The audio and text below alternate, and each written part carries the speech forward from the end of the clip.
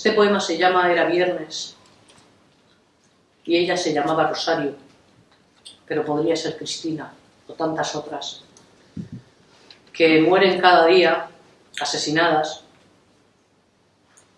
y las leyes precisamente, en vez de favorecer a las víctimas, lo que hacen es favorecer a los cobardes que las matan.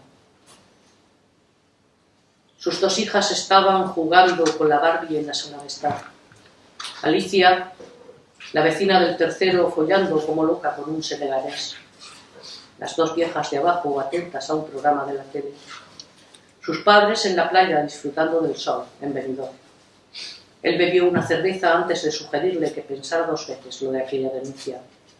Ella estaba callada, en postura fetal, entre la lavadora y el sillón, en el suelo, tirada, esperando su turno, rodeada de sangre y de miedo.